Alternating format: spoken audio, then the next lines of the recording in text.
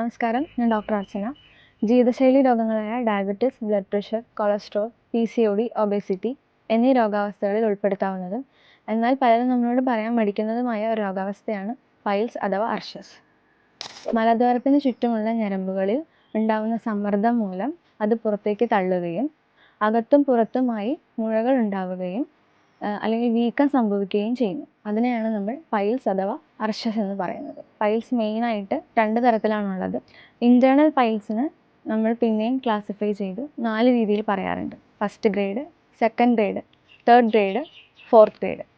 ആ ഗ്രേഡ് അനുസരിച്ച് നമ്മൾ കൃത്യമായ സമയത്ത് ചികിത്സ നൽകിയാൽ നമുക്ക് വളരെ എളുപ്പത്തിൽ ഭേദമാക്കാവുന്ന അവസ്ഥയാണ് ഇൻറ്റേർണൽ പൈൽസ്. പുറമേ കാണപ്പെടുന്ന ആ ഒരു വീക്കത്തെയാണ് എക്സ്റ്റേണൽ പൈൽസ് എന്ന് പറയുന്നത്. പലരും ചോദിക്കുന്നൊരു ചോദ്യമാണ്, എന്തുകൊണ്ടാണ് പൈൽസ് വരുന്നത്? ആദ്യം പറഞ്ഞ പോലെ തന്നെ ഇതൊരു ജീവിതശൈലി രോഗമാണ്. അതുപോലെ തന്നെ പാരമ്പര്യമായിട്ട് ഇന്ന് പലരിലും പ്രായഭേദമന്യേ കണ്ടുവരുന്ന ഒരു രോഗാവസ്ഥ കൂടിയാണ് ഈ പൈൽസ്. ദീർഘനേരം ഇരുന്നുള്ള ജോലികൾ ചെയ്യുക, എക്സസൈസ് ഇല്ലാതിരിക്കുക, ചിട്ടയായ ആഹാരക്രമം ഇല്ലാതിരിക്കുക, അധികം എരിവ്, മസാല അടങ്ങിയ ഭക്ഷണങ്ങൾ, ഹോട്ടൽ ഭക്ഷണങ്ങൾ, മാംസാഹാരങ്ങൾ കൂടുതലായിട്ട് കഴിക്കുക, ബാത്റൂമിൽ അഥവാ ടോയ്ലറ്റിൽ ദീർഘസമയം ചെലവഴിക്കുക, ഇതൊക്കെയാണ് മെയിനായിട്ട് നമ്മൾ കണ്ടുവരുന്ന കാരണങ്ങൾ. ഇന്ന് ഗർഭിണികളിലും പ്രസവാനന്തരവും അർഷസ് അഥവാ പൈൽസ് കണ്ടുവരാറുണ്ട്. 10 പേരെ എടുത്താൽ അവരിൽ 10 പേരിലും ലക്ഷണങ്ങൾ വ്യത്യസ്തമായിരിക്കും.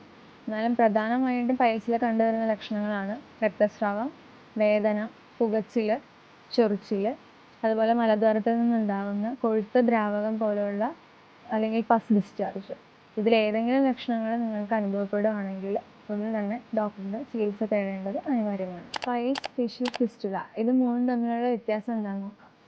പൈൽസ് എന്ന് പറയുന്നത് മലദ്വാരത്തിന് ചുറ്റുമുള്ള ഞരമ്പുകളിൽ ഉണ്ടാകുന്ന സമ്മർദ്ദം മൂലം ഒരു വീക്കമായി രൂപപ്പെടുകയും ആ തടിപ്പിനെയാണ് നമ്മൾ പൈൽസ് എന്ന് പറയുന്നത്.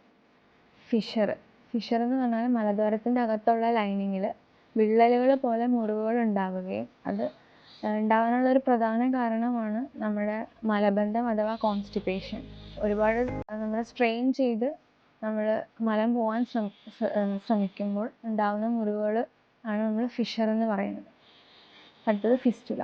മലദ്വാരത്തിന് ചുറ്റും ഏതെങ്കിലും ഒരു ഭാഗത്ത് ഒരു മുറിവുണ്ടാവുകയും അത് പിന്നീട് ഒരു ദ്വാരമായി മാറുകയും ചെയ്യും. അതിനെയാണ് നമ്മൾ ഫിസ്റ്റുല എന്ന് പറയുന്നത്.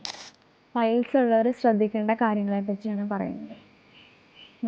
നമ്മുടെ ഡയറ്റിൽ ഫൈബർ റിച്ച് ആയിട്ടുള്ള ഭക്ഷണങ്ങൾ, നാരുകളടങ്ങിയ ഭക്ഷണങ്ങൾ കൂടുതലായിട്ട് ഉൾപ്പെടുത്തുക. മാംസാഹാരങ്ങൾ കുറയ്ക്കുക. മാംസാഹാരങ്ങൾ എന്ന് പറയുമ്പോൾ മെയിനായിട്ട് ഒഴിവാക്കേണ്ടത് കോഴിയിറച്ചി, കോഴിമുട്ട, അതുപോലെ മീനുകളിലാണെങ്കിൽ അയില, ചെമ്മീൻ, കക്ക, ഞണ്ട് തുടങ്ങിയ പിന്നെ ഉണക്കമീൻ തുടങ്ങിയ മീനുകൾ ഒഴിവാക്കുക. പിന്നെ മദ്യപാനം, പുകവലി അങ്ങനെ ശീലമുള്ളവരാണെങ്കിൽ അത് പൂർണ്ണമായിട്ട് ഒഴിവാക്കുക.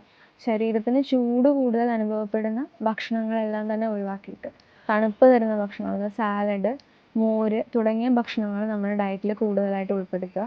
പിന്നെ അധിക സമയം ഇരിക്കുന്ന ശീലമുള്ളവരാണെങ്കിൽ കുറച്ച് സമയം ഇരുന്നതിന് ശേഷം എഴുന്നേറ്റ് നടക്കാനായിട്ട് ശ്രദ്ധിക്കുക. പിന്നെ വ്യായാമം നമ്മുടെ ജീവിതത്തിൽ ഒരു ശീലമാക്കുക. ആയുർവേദത്തിൽ ഒരുപാട് മരുന്നുകൾ ലഭ്യമാണെങ്കിലും നമ്മൾ പേഷ്യൻസിന് കൊടുത്തിട്ട് ഒത്തിരി പോസിറ്റീവ് ഫീഡ്ബാക്ക്സ് കിട്ടിയ ഒരു മരുന്നാണ് കുറോൾ ടാബ്ലറ്റ്, അതുപോലെ തന്നെ കുറോൾ ഓയിൻമെൻറ്റ്.